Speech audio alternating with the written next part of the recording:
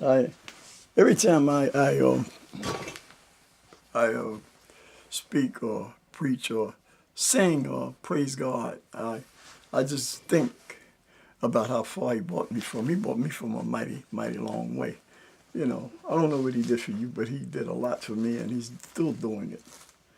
Uh, I ain't in no show stage or nothing, no entertainment thing. You know, we could have been at one time. We did a tape back in 1986, and the people that I was with, we had a good time. We didn't make no whole lot of money, and we don't really even know whether the songs even garnered any money with the publishing company, because we haven't checked it out.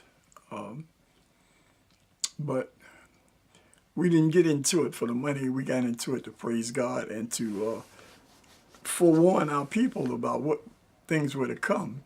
And this was what, 1986, 87? Yeah, I think we did the album about 88, 87 or 88, I think. And we had some play, and the album went over to different record distributors and everything. But like I'm saying, we didn't get into it for that. We met a lot of people, some strange and some people really nice. But that's the business. They say it's a business. The music business is a business. It's a business. And it doesn't make a difference what the music is. It's still a business. And you give them a product, and they sell that product, you know. A lot of people have gotten really lucrative lives, but I look back at some of the lives that something has happened to a lot of the artists that went that route, and they had great talent. The lady that I was singing with, my soulmate, well, she was special. She had a special talent. She could sing. She was the best singer in the group, and I guess when she was in there, I could sing better than I sing now, because I would pick up, or I would be motivated by the spirit that she would bring. But I can write songs. I'm working on a few songs now I want to write, because I'm going to get back into it, playing the keyboard and writing songs, because our people need to know what's happening. See, this Bible here, let me tell you something about it. Let me tell you something about it. This Bible is a history of a people. History of a people. If you read this Bible and see, it's a history of a people, man. And the history of a people, and the God that chose those people. You know that? The history of God's people. It's deep. It's really, really deep, from beginning of Genesis to the end of Revelation, and with the 14 books. Yeah, because it was 14 books in there that was taken out. Taken out, you know? Really. It was 14 books that was taken out. I'm going to show you something. Excuse me a minute. I'll be right back. I don't want to leave you in doubt and stuff, you know? I want to tell you, you know? This here is the whole Bible. You see, this is the 1611 edition of the King James Version, right? And it has the 66 books in it, and it's in different. It's in a different. Well, some of the letters have been changed, but you can still read it. You can still read it, because this is like the Old English, written in Old English. And you see here, this is the Apocrypha that was taken out, the 14 books. And I believe that they are in the Catholic Vulgate. I don't know if all of them are in the Vulgate, but they were taken out. And it's some good reading in here in them books that was taken out. Don't kid yourself.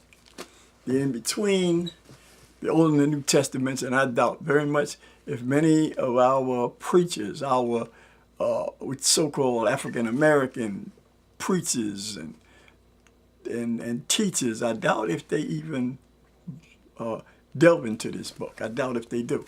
Because, see, sometimes the enemy will tell you don't read something and you don't read it.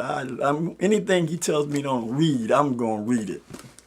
See, I'm going to read it. You better believe it. I'm going to read it because I want to see what he doesn't want me to know. So, but anyway, Jesus is soon to come. And this book, man, this book, this is your lifeline, your roadmap to heaven, really. It's your roadmap to heaven. How can you know where you're going when you don't know where you come from? You have a stranger telling you come from here, you come from there, and they befuddle your mind with that stuff. After a while, you even wonder where I come from. Where did I come from? Outer space? You understand? Because they dictate to you a thing that's where you came from. Because a lot of us thought for a while that all of us came from Africa in the Americas. But no, it's not so. It's not so. We are a mixture. We're actually a mixture. We're a mixture. And with the exploitation of women, of African women, by these slavers, we got really mixed down. But God didn't let us. He didn't let us lose our heritage, but then we did lose it because we don't know where we come from. Because everything began with slavery for the black people, the dark race. And I said, ain't that something? And I used to ask God, Lord, why? Why? Because I wanted to know. I really wanted to know. And it seems as God would put me on hold because I was reading this book back in Tennessee. I was reading it. I was reading this book. And I was fascinated by it. And especially because I seen the books that wasn't in my Baptist church. I seen the books in this King James Version with the Apocrypha in it that my grandmother, Georgia Moore, Grandmama Georgia Moore, living in Humboldt, Tennessee, 310 West Mitchell. Ain't trying to hide nothing. 310 West Mitchell, and with Papa Charlie Moore. You really got an education of the South. Me and my baby brother, which my baby brother outgrew me by, I think, maybe 6 inches. But I still call him my baby brother, and he left here in 2001. But anyway, wow, man, God has brought me a long way. That's just it. He's brought me a long way, and he sent me into a place where I was able to meet a most fascinating lady. That we were lovers and we were soulmates. We're still soulmates, as far as I'm concerned. And God had her to be right there in my path, because otherwise I'd have died as a bum in the street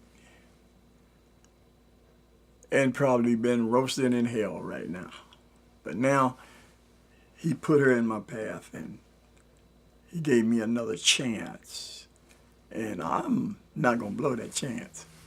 I don't care who gets mad about what some of the things I say about in these scriptures, but God has had me to read and reread it and reread it and reread it and reread it. I mean, you know, I don't get no study books and stuff and read it with the study books. I read it. I read it as it is, line by line, precept by precept. That's what I think the scriptures even say, that line by line, precept by precept. And that's the way I read it. And I'm going to continue to read it now that way. I don't think I know anything. You know, I don't think I know everything. I know I don't know everything. You kidding? You know how big this book is? You know what it entails? Probably how many names, how many cities, how many different names and cities from one book to the other that has been changed. You know, the pronunciation, the spelling has been changed. You know, it's a heck of a thing, I guess, really, to have written this Bible. So with the mistakes and everything, some of them is mistakes. And some of the things probably were not mistakes, especially when you leave whole books out.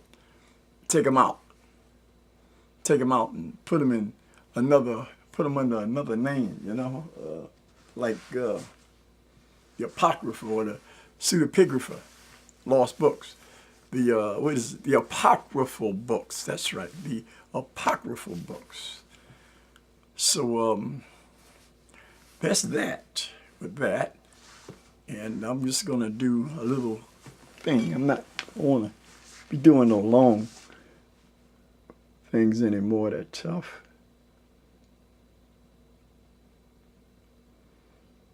Yep. 12 minutes. So that's good. Maybe that might be enough for that one. But that's it. Jesus is real. Yahweh is real. Jehovah is real. You know, people is real. You got people saying now, hey, he didn't exist. This one didn't exist. Well, we here. The world going around and around and around. And the sun comes up every day. The moon comes up at night, all over the world. But it's a Big Bang theory, you know. It's a Big Bang, and Big Bang. Yeah, but don't you want to know who the Big Bang was? Don't you want to know him? Because when we die, and when it's all over, we will see him. We will see him again. We will see him. Yeah, we will see our Creator. And he will judge us for what we did in this temporal body. That's right. It might sound crazy, but it ain't. Because some people are wicked. They do wicked things to other people because maybe they think they can get away with it. Maybe they think they're rich. Maybe they think they're this, they're that. And they ain't going to have to answer to nothing because the authorities will even be around them because the authorities are part of their world. You know, the upper crust, the elite. And the poor people really catch it because the poor suffer. They suffer. Yeah.